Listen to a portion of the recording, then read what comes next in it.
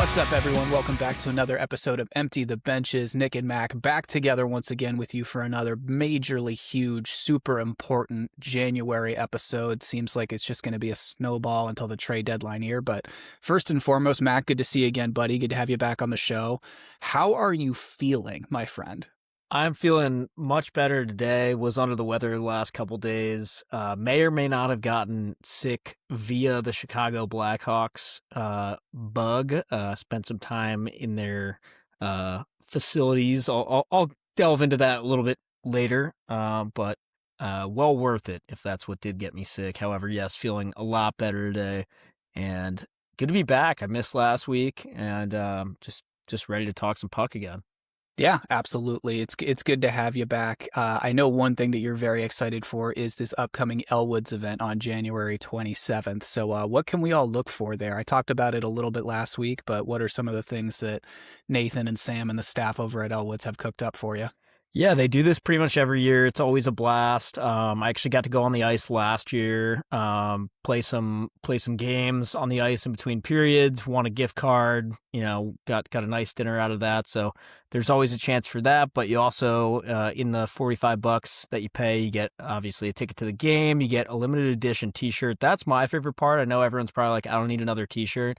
The shirts they make for this thing every year are so sick. And, I've already seen the one for this year, and it did not disappoint. So that's a huge thing for me. And then, yeah, they're playing the Ice Hogs. Excuse me. You also get a free drink with your ticket stub back at Elwoods after the game, and you get to hang out with me and a lot of other fun folks. So it should be a good time. Tuesday, January 27th. What else are you going to do that's better than that on a Tuesday night anyway, huh? No, you can't beat that. And you're right, those t-shirts, they do look incredible. I think they've shared them all over their social media. So if you want to see what they look like, make sure you're following Elwoods. Go check them out. Major stuff happening in the NHL this week. Two big things I want to get to. First and foremost, something that I watched the entirety of was the Sergei Fedorov jersey retirement ceremony done by the Detroit Red Wings. He is the 9th player to have his number retired by that franchise, which brings us to our question of the day. Can you name the other ones? Bonus points if you can give me the number too. I almost certainly cannot name all of them just because I know there's a couple in there that are just total tungsten Armo Doyle type fuckers. It is the Red Wings, so there's going to be some, 40s, 50s, that kind of stuff going on for sure. But let's start easy. Let's start with the ones I know. I know Stevie Y is in there, number 19. Nailed it. Okay. Lidstrom, number 5, I believe. Correct. Gordie Howe, 9. Should have said that one first, probably. Can't not miss Mr. Howe. Del Vecchio, wait, hold on. 10. Yeah. 10. Nailed it. Okay. Great pull. And I'll give you a hint. The number you were about to say is also one of the other ones, but I won't tell you who. 12 is shit. Okay. So what? I've got 4. Yeah, you have 4. And let's count up to 9. Vecchio. We'll give you Fedorov, so you've got 5. Oh, right. Okay. Fedorov. Yep. So I've got 4 more that I'm missing. Correct. Number 12 is your only double-digit number remaining. The rest are single digits. Okay. Sawchuck is in there, and I think he was just 1. That's correct. Okay.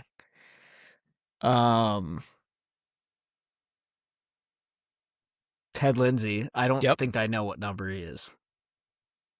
5. Oh, wait. I already said 5. Yeah. 6? 7. 7. Fuck. Okay. All right. 2 more guys. 2 more guys. These are the ones I'm going to struggle with, I feel like. One of their first names is also the color of this team. Red? Yeah. I don't know. It's Red Kelly, number 4. Okay. And then the last one, I feel like... when did he retire? 1940? Just probably. I have absolutely no idea. And I'm sure we're going to get flamed for not knowing that. Last one, number 12. Any chance you can get this guy? I probably should be able to, but I don't think I have it. It's Sid Abel. Okay. That's at least like not that like I know who that is. But I Right, don't you've think I heard was that gonna name come up with it. before. Yeah. No, you did pretty good. I mean, that's what you only missed 2, so 7 out of 9 is pretty darn good. But I'll did you have a take it. chance to watch this ceremony at all? I caught some highlights. It looked like it was one of the more well done ones in a long time. I thought right up there with Chelios too, though. I would say for the Hawks. What was that last year or 2 years ago, maybe? Yeah, Um, absolutely. but yeah, the car. I mean, the skates, the white skates. That was sick. Real nice touch. Yeah, no, it was unbelievable. I mean, the entrance in the old school Fedorov era Corvette was just It's so incredible. cool. Like I don't think I've seen anyone else do that, and I I don't think always want to know like whose idea. Like, is it like Fed that comes up and is like, right. look, this is how I want it done, or is it like probably someone behind the scenes that like plans it all? It's like, look, we've got it all planned out. This is how it's going to be. Yeah, know. it could be like media and event staff or something, but It's probably a combo of both. Maybe someone says, hey, you're going to be in a Mercedes, and he says, no, Corvette, and they say, right. okay, that's better, whatever. Well, it's significantly better in every way possible. Yeah, but no, so I thought his speech was great. A really interesting moment. He kind of said in his speech, it was a mistake for me to leave Detroit. And the only good thing that happened to me about leaving Detroit was I met my wife, which good save there, bud. That's for sure. But nice. yeah, it definitely seemed like he wished he could have stayed there his whole career. He was obviously incredibly appreciative to the fans. Talked about Stevie a lot, going up and hugging Vladdy Konstantinov in the middle of it, of course, is a tearjerker for everyone. Really hit home talking about, the Russian five, Fatizov, Larionov, Kozlov, those guys. So obviously a huge part of his career as well. 3 Stanley Cups, 2 Hart trophies, or 1 Hart trophy, 2 Selkies. I mean, just the fact that Sergei Fedorov won 2 Selke trophies is kind of crazy because everyone just thinks about him as this super skilled offensive guy. But I think we all forget what a high hockey IQ he had. Oh, yeah. And we all forget Washington Capitals legend. I mean, all that stuff he did in Detroit was cool, but that Game 7 dying minutes of third period goal for the Caps to defeat the Rangers, I don't know if it gets much better than that. It's probably the highlight of his career. I'm sure he would say that at least. Absolutely. I mean, it's one of, I think, my top 5 Caps moments. I think in my lifetime, I will die on the hill that until they won the Stanley Cup, that was arguably the loudest I had ever heard that building. Yeah. I was gonna say it could be like my favorite Caps playoff goal not scored in 2018. It's right up there. That's a great way to put it. Yeah, just hats off again to him. Amazing career. Always one of my favorite players. I do have a white 91 Red Wings sweater, and I'm not ashamed to say that I have that. But yeah, he's absolutely one of the greats and one of the best Red Wings to ever do it for sure. Hell yeah. Another team that's experiencing some greatness as of late right now is the Tampa Bay Lightning, who have quietly won their 11th straight game of the season. Kucherov, Gensel, Hagel, they are all leading the way in scoring right now. All of those guys are better than a point per game this year. But the guy I want to start with here is Darren Radish. Career year, he's got 39 points in 39 games. He's also got 12 goals. I did not see that coming for Darren Radish at the beginning of the year. And if you say you did, you're lying to me. I know that for a fact. Yeah, it's a bizarre one for sure. And I don't think, is he related to Taylor? He's his older brother, I believe. Okay. That's right. But yeah, that's an odd one. I think no one in the world would have picked that as happening, but good for him, I guess. Yeah, Tampa looks pretty unstoppable right now. Like I said, they've won their last 11. They have by far and away the best goal differential in the Eastern Conference at plus 44. Is it crazy to think that these guys just don't ever get bad? Like they've kind of been good since like 2012, 2013-ish. Yeah. There's always like a year or two where we're like, oh, this is the year where we fall off, when where they fall off when we're doing like preseason rankings and stuff like that, and it just pretty much never happens. And yeah, here they are again, right at the top, best team in the East right now by a point. But I would say so. I think they're the most convincing team in the East right now. They're a lot more convincing than Carolina is to me. I agree. Big moment for these guys, though, I think, is the fact that they kind of avoided a major injury crisis with Braden Point. We all saw him, sort of go into the net, had to be helped off the ice last week. Looks like that's just a week-to-week thing. I know some USA hockey fans, obviously you never want anyone to get hurt, but you're seeing Braden Point go down kind of around Olympic time. Maybe it starts to get your hopes up a little bit, but seems like he's going to be good to go. And knowing him, I'm sure he's just going to pop off and have a monster tournament now because that's what Braden Point does. But what do you think is a realistic expectation for this team going forward? Is this an A-list Stanley Cup contender still with that roster and that coach and that goaltender? I don't see why not. And you know what? I don't want to hear it. I'm sure most of you don't want to hear it, but this is starting to feel like we could get another like Colorado, Tampa Bay Stanley Cup final right now. It's not honestly exciting. I wouldn't hate it. It's not new, not fresh, but it's certainly in the realm of possible things that could happen. Yeah, I think those two, and maybe you could throw Dallas in there as like a close third behind them. I think are just the most explosive teams right now. And if only Tampa would just do something about the sweaters. We gotta switch that up. We really do. Yeah. We're gonna take a quick break, cover some bills here. We're gonna send you over to our DraftKings promo, and then we'll get back and do some viral social clips of the week. Every yard, every sack, every interception, and every touchdown. With Pick 6, DraftKings' newest game, every snap can turn into a big-time payout. This isn't just watching the game. This is playing to win. Here's how it works. Pick more or less on 2 or more player stats. The better your picks, the bigger your payout. It's that simple. And here's the kickoff bonus. New DraftKings customers get $50 in Pick 6 credits with just a $5 entry on your first pick set. You know the game, now make it pay. Download the DraftKings Pick 6 app now and use code THPN. That's code THPN. Play just $5 and get $50 in Pick 6 credits. Make the call, ride the upside. In partnership with DraftKings Pick 6, the crown is yours. Gambling problem? Call 1-800-GAMBLER. Help is available for problem gambling. Call 888-789-7777 or visit ccpg.org in Connecticut. Must be 18 plus. Age and eligibility restrictions vary by jurisdiction. Pick 6 not available everywhere, including New York and Ontario. Void where prohibited. 1 per new customer. Bonus awarded as non-withdrawable Pick 6 bonus picks that expire in 14 days. Limited time offer. See terms at pick6.draftkings.com/promos. All right, so a couple clips went viral this past week for, I think, different ends of the spectrum. One insanely impressive, one insanely funny. So let's start with the impressive one, and that is... Before you say them, these are 2 clips, both of them that, okay, when you know a hockey clip has gone viral is when someone who does not watch hockey is sending you this clip. Yes. I have received both of these videos multiple times from people I know do not watch a lick of hockey. Yeah, I couldn't have said it better myself. So let's start with the one that I think is the most impressive out of all of this, and that is Minnesota Gophers captain Abby Murphy probably making the play of the year.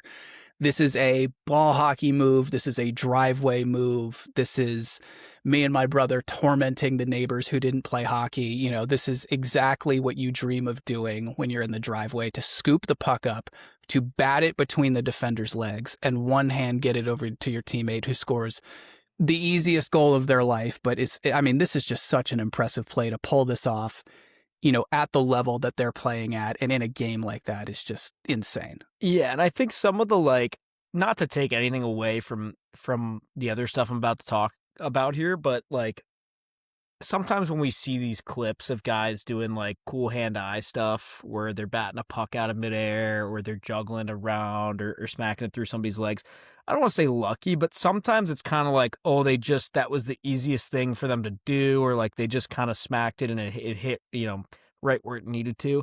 If you watch this clip, that is exactly what she was trying to do from the start of the play. It is just a fully 100 hockey IQ play, and she executes it exactly. Sometimes you say, just like I drew it up as a joke. No, this is just how she drew it up. You can tell. And I think there's a good amount of NHLers that could not do that if they tried.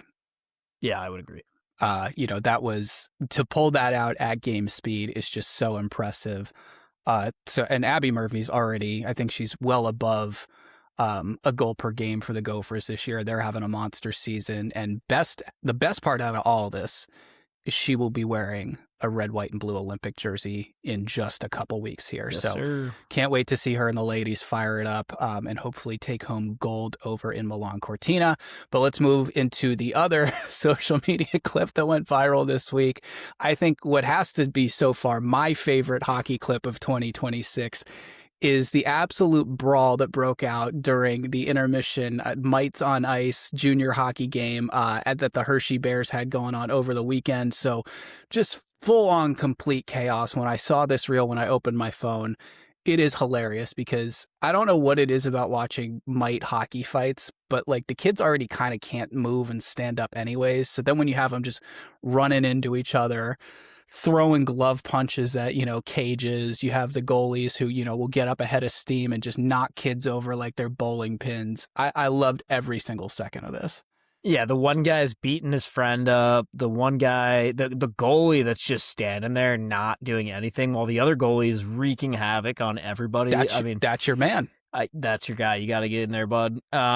Where are the officials? Where are the adults? Who knows? I saw somebody commenting like, it's obviously AI. And I'm like, no, actually, It's this not. time it's not. Yeah. It's really not. That's just hockey kids being hockey kids. But no, that was highly entertaining.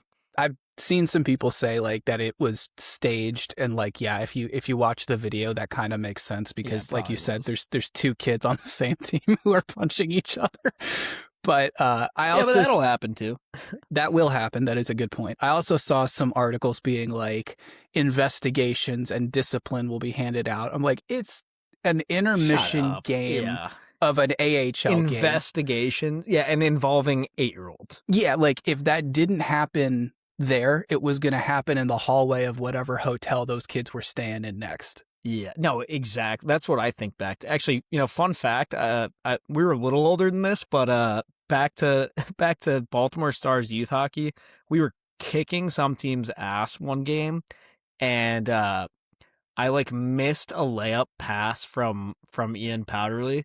And he literally like checked me afterwards. He was so mad that I missed like his perfect pass. He actually like knocked me over on purpose. That's hilarious. So yeah, it'll happen.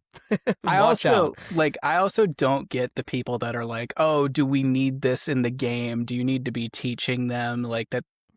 Like, shut up. No, they're fine. 8. They're all padded up. They'll They're work just it out. little sumo wrestlers anyways. Exactly. We all did this shit. Exactly. If it doesn't happen there, what do you think they're doing in the locker room? Why do you think it takes them 2 hours to come out after games?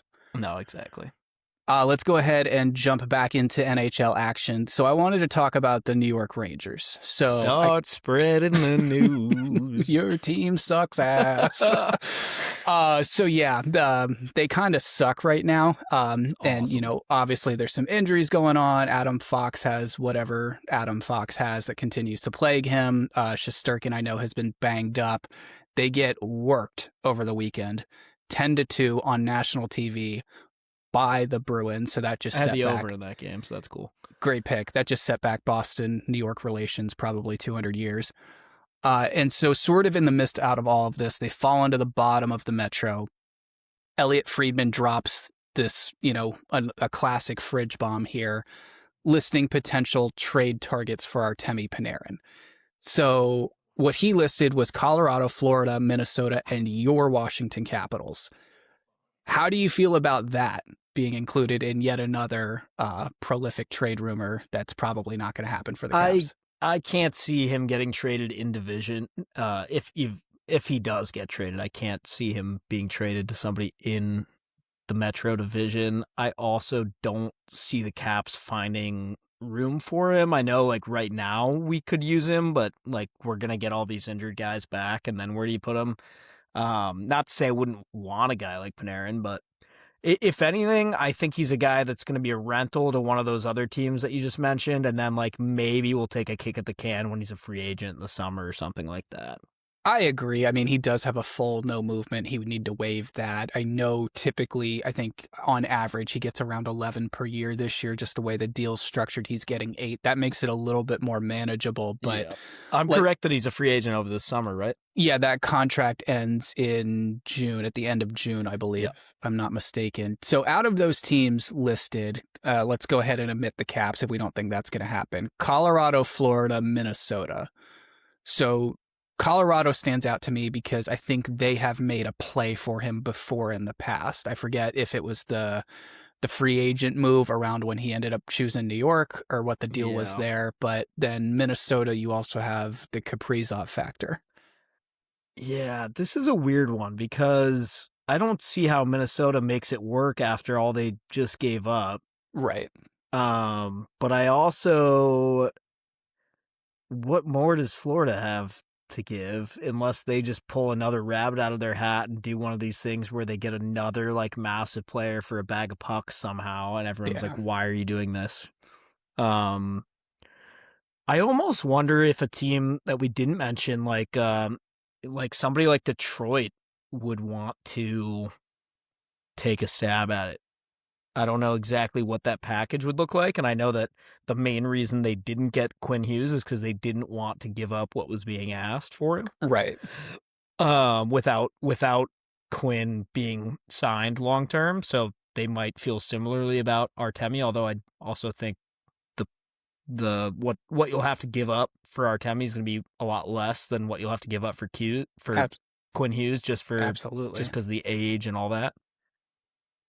Yeah, I totally agree. He's going to be, I think, 35 this summer, if I'm not mistaken, or later this year. So, do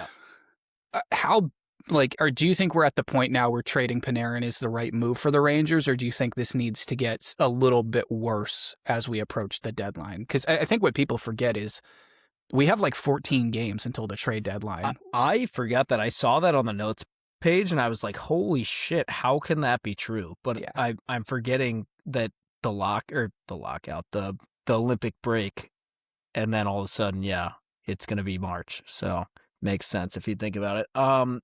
Listen, when we did our season previews, I was all about that the Rangers are stupid for trading all these guys and blowing it up, and they didn't need to do this.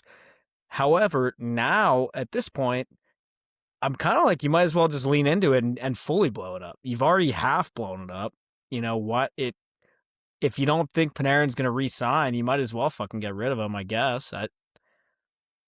Or even if you do think he's going to re-sign, maybe especially if you think he's going to re-sign, go get something for him now and then get him back. I don't know. Right. If you think he's going to re-sign at 35, what's he going to want for that, and how's that going to affect you going forward, I think is a valid concern. I do think it's worth pointing out that this guy, since he signed there, has been the leading scorer for this team every single year, which I know he does get a lot of heat. I know you and I have been critical of him in the past, but just wanted to point that out. At what point can we start criticizing the GM that runs this circus? Because I think they've just made some seriously boneheaded moves over the last 5 years. I think the answer to your question is yesterday or the day before. Sweet. Okay. It's more than past time where we can start criticizing Chris Drury and others as well. Yeah. I also don't think it looks great. And Bowens and I talked a little bit about this last week when, Drury's involved with Team USA. Mike Sullivan is the coach of Team USA, and you're taking some guys from your team, but not others.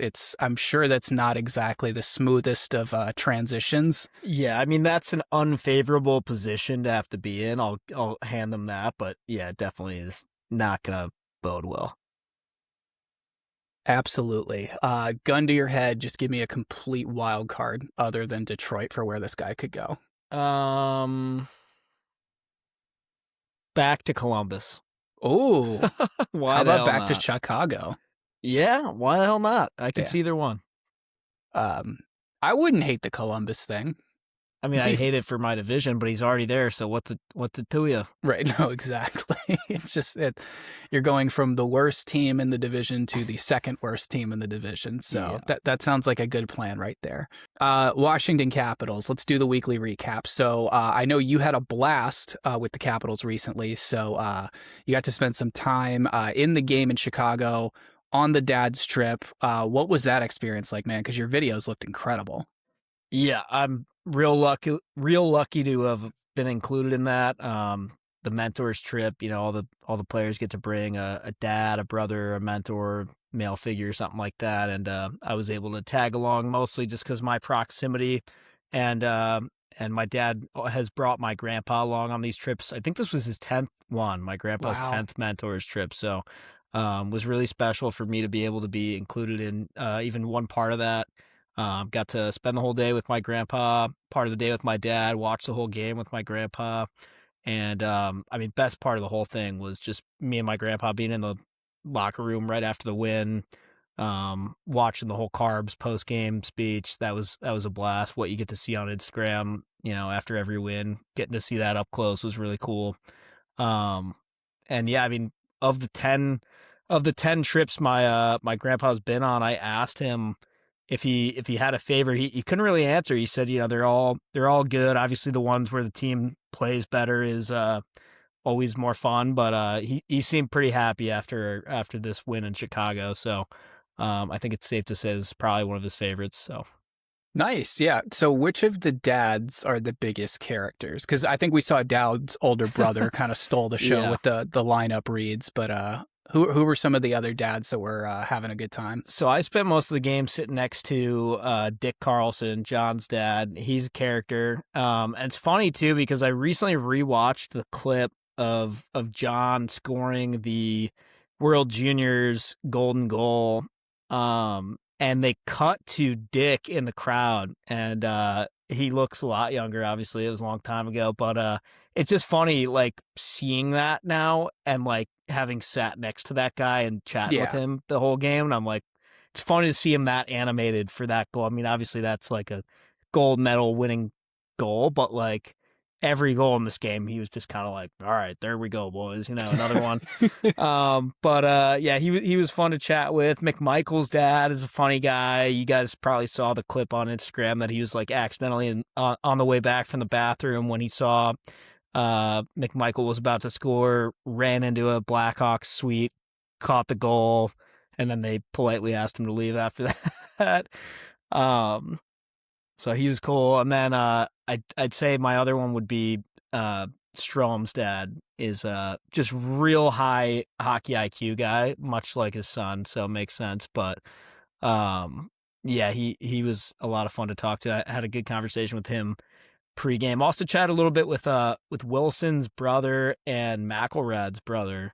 It was cool to have those guys there. Those were like some of the younger dudes that were in the suite with us. So are they also just like enormous human beings? They are. Everyone kept, including myself, thought Wilson's brother was younger, but he's actually the older one. He's just a little taller and slimmer, but also I think like not playing in the NHL probably doesn't, playing for a stress-induced sports team probably takes a couple of years off you, so maybe that's why everyone thinks Tom's older, but right, getting punched in the face and throwing punches into people's face, kind of makes sense. Which Dylan's brother looks exactly like him. You'll probably see it in some of the photos, but like they look identical. That's crazy.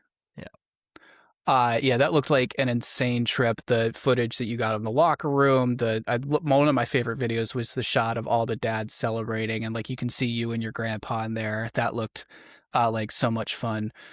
Over under 90 Bud Light cans in that suite. I mean, I think I had like probably 4 or 5 myself. Okay. Would have had more, but had to pace myself and drive home later in the night. So smart. These were small cans, by the way, in case my mom's listening. I'd say over. I mean, some of these guys, Dowd's brother was pounding them. Hell yeah. I think it might have been Ferrari's dad was so I don't know, one of the European dads was straight whiskey, so that would have been less Bud Light for him, but there was a lot of Bud Light cans in the trash, so I'll go over 90. Awesome. No, it looks like the dads had just a ton of fun too. I love it when teams do this. Like we got to see the Red Wings moms trip. Unfortunately, that game didn't go great for us, but I love watching like the mentors, the moms, the dads, the siblings they kind of turn into a little team of their own, just like having fun, cheering on the guys, like following everyone around. It's one of the best traditions that this sport does. It is. And did you see on last night's Caps broadcast, Bruce Boudreau talking about the infamous dad's trip they had in Anaheim?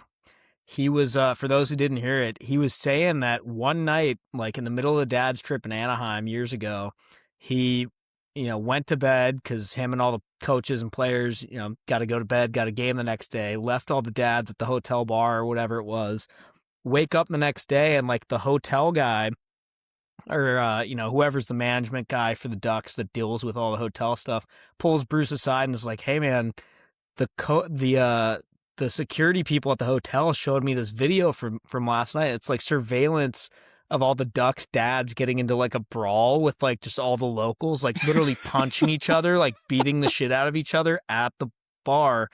And Bruce is like, holy shit, what the hell? Like, what the hell are we going to do about this? Right. And then he's like, the next day, all this like players are like embarrassed because they're like, oh, my fucking dad was beating the shit out of some poor son of a bitch at the bar. And so anyway, long story short, the Ducks do mom's trips now. They don't do dad's trips. So it was a one and done for them, I see. I believe so. Gotcha.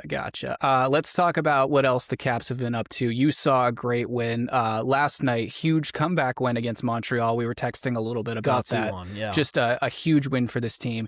Ethan Frank had, I think, dude, one of the best periods of hockey I've seen a Capital play all year. If there was massive any goals. doubt, that guy's never going back to the AHL. So I'm glad you bring that up. I think we're well past the point where this guy has earned a legitimate roster spot. And I think on the second or third line. I agree. His speed is so dangerous. They said he'll be playing again in San Jose with Ovi. Good. I like that line a lot because they counteract each other because Frank is really, really fast. And as much as I love our Lord and Savior Ovi, he is not. Yeah. So that's great. 2 huge goals by Frankie in that third period. McMichael gets the winner in overtime. Thank God, because I do not want to go to the shootout against Demidov, Slavkovsky, Cole Caulfield, Suzuki. Yeah. No, thank you. Good on that. So that was great. The power plays, I think, especially the ones in overtime, they got a little bit better. The power plays during the game, not so much. A couple of those were not great. I know some of the ones in the second and in the first period. You heard the boo birds coming out a little bit. Yeah, well warranted. Yeah. I'm usually never a fan of booing your own team, but I mean, that's tough. However, I will say, I'm not trying to make excuses for our god-awful power play right now. But to make a little bit of an excuse for our god-awful power play right now, no Chychrun, no Wilson. I think even PLD sometimes gets power play minutes when he's healthy. Sortif has been playing on the power play. So half of our power play was out. And hats off to the Habs. They have an excellent penalty kill. It's so frustrating. They do, and they proved last night that they are probably the most dangerous team shorthanded in the NHL. Caps get burned for a shorthanded goal again. I feel like that's just, par for the course now. Rasmus Sandin, best game of the season, I thought, in my opinion. God. Steps up. He continues to impress with those surgical, looks like you're going to shoot it, but he's got his eye on the tape of a forward in front of the net the whole time kind of play, where he just totally fools all the defenders and the goalie, rips one, and it's just somebody in the slot near the hash marks just has their stick turned and just goes right in the high tip. Yeah, the high tip for the Frankie goal last night was perfect. You could not have drawn that up any better. Plus, we talked about this last night. You made a great point. Him stepping up with the absence of Chychrun. He eats 24 minutes and 36 seconds of ice time. That's a season high for him. So just balling out, and I thought playing some of his best hockey. I love when he gets involved in the offensive play because he's such a good skater, so smooth with the puck, such a great mover of the puck. And last night, I think, especially on that Frankie goal, you just saw how good and accurate of a passer that guy is at the NHL level. Absolutely. So how mad do you think Leafs fans are about that deal now? Because you got to be looking at him going, wait, we could have had that. Yeah, that's a tough one. It almost feels like I mean, this is a bad comparison, but I'm trying to think of a way to put it to my Capitals brain, which is like, I guess maybe when we gave up a guy like Siegenthaler or something like that, Yeah. where it's like, you see what he starts to do elsewhere, and you're like, okay, we probably would have been better off finding a spot for this guy, but it is what it is. That's a great point. One other thing from that Montreal game I want to touch on, it's just death, taxes, and LT making like 2 highlight reel saves a game at this point. Yeah, I was texting my dad after this game, and we were saying exactly what we just said. Sandy was great, Frankie was great, and he was like, LT also made a lot of highlight reel saves, but then again, he does that every night. So he really does. And honestly, it's not like Chucky doesn't. Chucky does the same No, they both thing. do. They both. I was actually thinking about this. I was like, we might actually be like a pretty bad team if we didn't have like 2 excellent goaltenders. I will still say that I think that's the best 1-2 punch of goalies in the NHL at this point. I mean, you can tell me that Vasi's better, Igor's better, and Jonathan Quick's having a great year. I think that's a little bit out of necessity, but yeah, those guys are awesome. Absolutely. So big game tonight, Caps versus Sharks. Last time these teams played, it went really well for the Caps. They win 7-1. Ovi had 2 goals in that game, which was great. Obviously the big thing you have to talk about when you talk about the San Jose team is Macklin Celebrini comes into DC at 19 years old with 24 goals, 70 points in 45 games. Unreal. Those are stupid numbers. Like that is stupid for 19 years old in this league. What's the stat I saw that was like most goals by a teenager, and it's like only like it was like Crosby, Gretzky, and like maybe 2 or 3 other guys ahead of him, and he's not far behind. Like he might be able to do it. Yeah, and I think he had some like points thing too, where it's like have this amount of points in like 6 games, and the only guys that have done it are like Crosby, Gretzky, Celebrini. Yeah. It's insane. A couple notes for this game. Tom Wilson is cleared for contact ahead of this game, so it would be great to see him back in the lineup. Not positive on that just yet. And then Will Smith could potentially return for the Sharks, so that's great. Kind of an interesting too, Sortif and Chikrin. I think they were both game time decisions for last game, so hopefully might see them back as well. And a pretty interesting goaltending matchup if we get LT versus Askarov. I think they both have around 16 wins on the year, so both of those guys are having decent years. And the Sharks are pushing for a wild card spot, which I don't think a lot of teams thought they would be doing. So crazy. I think this is going to be a little bit more of a tight game than we saw the first time around, but hopefully the Caps can pull this one out. Yep. Yeah, I'm excited to watch this one. I love a good Thursday night matchup, especially when we're playing the Sharks and it's not at 10 p.m.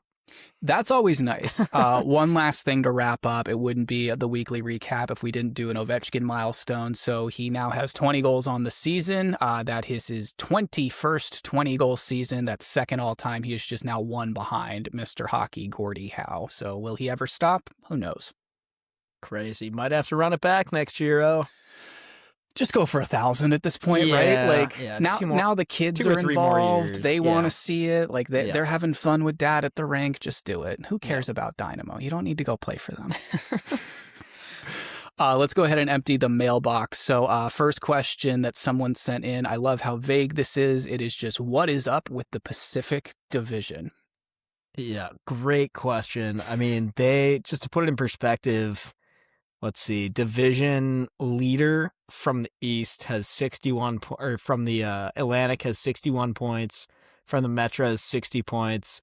From the Central has 74 points, and from the Pacific has 54.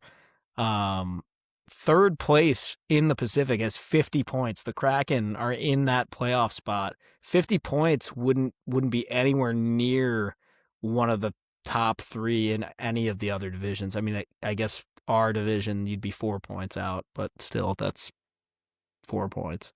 Yeah, 54 points is fighting for a wild card spot in any of the Eastern Conference divisions. Yeah, and I mean, the Sharks have 49, and they're like, if they win one more game, they'd be in a division spot, like in one of those top 3 spots in Pacific. So that's bizarre. I don't get why the Kings aren't better. Also don't understand the Ducks at all. They were so good and they look good when I watch them play, but I don't understand how they keep losing games. I think they've lost like 8 or 9 of their last 10 or something like that. It's not good. It's sort of like that Rob Schneider meme, like from what is it, Billy Madison? No, the Waterboy. Oh no, we suck again. Oh yeah. Yeah, they're not good at all. The Canucks. Of course, like, Vancouver and Calgary are like two of the worst teams. Well, Vancouver is the worst team in the league. Calgary is right down there with them. Canucks have lost 8 in a row. I mean, that's bad, but then again, it is Vancouver, so that's unfortunately kind of par for what we've seen. But they took a switch up this year. They're not a purgatory team. They are just terrible. So I don't know what the answer is there. Maybe the Rangers and the Canucks can combine their teams into one competent hockey team, but there's one player personnel decision, I think, that would affect that maybe they don't want to do. But fair. Next question from the mailbox. How do you feel about Clayton Keller asking Utah fans to stop whistling during games? Good. Tell him, Clayton. That shit's fucking annoying. Why are you doing that? Maybe it's because you're in Utah and you don't know how to watch hockey games, but nobody does that. People don't do that. So, Clayton, put them in their place. Tell them that people don't do that nicely. He told them nicely, I thought. It's weird. It's fucking bizarre. Yeah, I don't really understand that at all. It's not something you really see in a lot of other buildings. So I'm glad he said it. And I also think it's interesting. Like, you don't really see players speak up about that all that much. Like, you'd get the hockey player answer like, well, those are our fans and we're just happy they're passionate. Or we're not paying attention to what they're doing. Right. Yeah, but no, this is annoying everyone involved. Like, it's affecting the players. So say something. It sort of reminds me of when Peyton Manning used to be great about this. Like, the Colts would get the ball on a big drive and he'd literally yell, shut up at the crowd. Like, he's like, I need to hear the play call. Like, he's like, be as loud as you want when I'm on, or we're on defense. But he's like, if I've got the ball in my hand, I want this place to sound like a church pew. So, I like it. I think it's good that Clayton Keller did it. Obviously a ton of responsibility on his shoulders. So, in that city for that franchise. So I like the fact that he was stepping up and being the voice of the locker room there for the fans. 100%. Last one from the mailbox, and then we'll get over to the college scene. Columbus fires Dean Evison, hires Rick Bowness. Do you like this move for CBJ?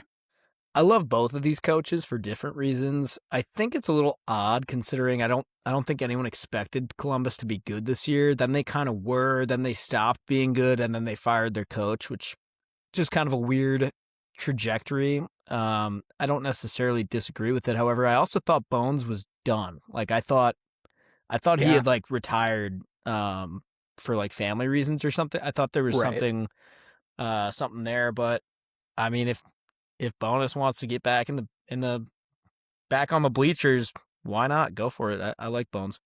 I think out of any plus now we can hear more Ace it's Bones, it's Ace banter. Love that. I think out of any head coach or assistant, he's got the most experience by far out of any of these guys, which makes sense because he's 70 years old, but 70 years young. But yeah, good to see him back. I think, that's a guy where you've seen him do this over and over again. He can come in and go, look, hey, I've done this before. I know where we're at. You know where we're at. Here's what we need to do to just, hit the ground running. I mean, that team has talent. We've seen it. The Caps have played against them. They always have a hard time with them. So I'll be interested to see if he can maybe turn that team around. And, they're not too far out of a wild card spot. I know they're sitting second to last, but that middle section of the Metro is getting pretty chunky. So if they can keep pace, who knows? Yeah, that's a good point. That wraps up the mailbox. Let's go over to college. Huge college series starting tonight. Number 2 Wisconsin versus number 4 Michigan State. So unfortunately, Wisconsin took both of these games from Sparty earlier this year. You can catch the Thursday game on Big Ten Network, the Friday game on BTN Plus. This is going to be one of the best goalie matchups you're going to see in college hockey all year. You have Wisconsin's freshman tendy, Daniel Hauser. He's having an unbelievable season. 13 wins in 17 games, 9-17, and just a tick over a 2 goals against. And then obviously Trey Augustine, we all know what we're getting there. He's got 13 wins in 18 games, a .938 save percentage, and a 1.72 GAA. The Spartan defense is the stingiest in the country against opponents. They're only averaging giving up 1.75 goals per game. And then Wisconsin sophomore Gavin Morrissey has 21 points in 20 games. So I think Wisconsin kind of took everyone by storm this year. They're absolutely a legit contender, I think, for the national championship with this team, this young talent, and then obviously that goaltender. But it's safe to say that I know you'll be rooting against them on Thursday and Friday night. Yeah, I mean, I kind of hate how good they are. I mean, it's exciting for the state, I guess, that people care a little more about hockey than they might typically, but I'm never going to cheer for Wombo, so... Yeah, and it's also, you do have, the nastiest women's college hockey program of all time. I don't mind cheering for them, honestly. Right. I don't have any beef towards them, but... True. Yeah. No, that's going to be a good one. Make sure you're locked into that. Make sure you're wearing green. Let's just put it that way. Indeed. All right, Mac trivia, and then let's get everyone out of here. All right. Yep, running a little long, so hopefully Nick knows his trivia this week so we can get you out of here. He does not. Let's talk about each team's number of players at the Olympics this year. So This is kind of similar to the World Junior question I asked you. We've got quite the spread here. I'm going to go from the bottom up, and then we'll stop when we get to the top. There's one team that has one player. 3 teams have 2. 4 teams have 3. There's a whole mess of teams that have 4 guys. And there's a couple that have 5 and 6 and 7. But what I'm going to ask you about, there's one team that's got 11 players. Damn. There's 2 teams that have 10. Okay.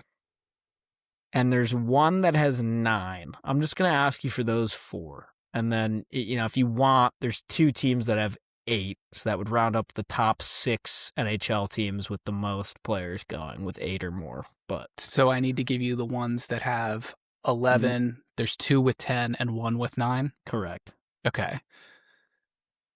Before we do that, is the one with 1 the Washington Capitals? No, the Caps have 5. Okay. Oh, that's right. Okay, let's see if we can start big. 11. Damn, that is crazy. Is 11 Colorado? Nope, Colorado's got 8. Okay. Let me remember, you got to think about, like the Caps, for example. Everyone knows they've got the 2 guys on Team Canada, but we've got, a Latvia guy. We've got, a Team Italy guy, I think, too. Antoine Keller, or... Yes. Oh, right. So you're counting prospects too. Yes, exactly. Yeah. Because we have Eric Smateko. We had Leon Mugli. Yes, exactly. Yeah. All that. And we've got Feravari and stuff like that too. So, yeah. I'm going to guess 2 teams at once just because I'm assuming this is 90% of the Team Finland roster. Give me Dallas and Carolina. Actually, Dallas has 7. Carolina is one of the around, let's see, 1, 2, 3, 4, 5, 6, 7, 8, 9, 10. There's 11 teams that are sending exactly 4 guys. Carolina's one of them. Ottawa is sending 6. Okay. Minnesota is one of the teams with 10. Okay. So how many more do I need? 3. You need the other with 10, the one with 11, and the one with 9. Winnipeg is one of the million teams sending 4. Okay.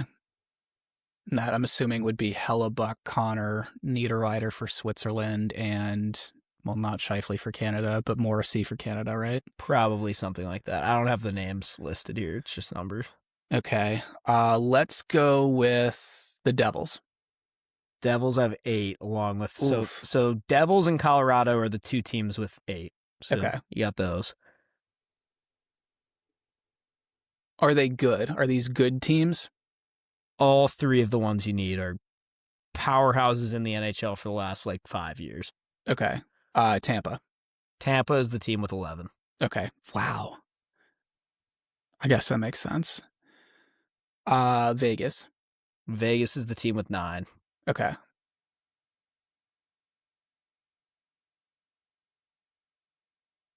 Edmonton. No, Edmonton only has 3. One more team sending 10 along with Minnesota. One more That's all you team need. sending 10. Florida. Yep, that's it. Okay, that makes So we sense. got Tampa sending 11, Florida and Minnesota sending 10, Vegas with 9, Avs and the Devils sending 8, Boston and Dallas sending 7, Ottawa and Vancouver sending 6, Anaheim, St. Louis, and Washington sending 5, and then I'm not going to read everyone below that, but the one team only sending 1 is the Islanders. Wow. Is it Horvat?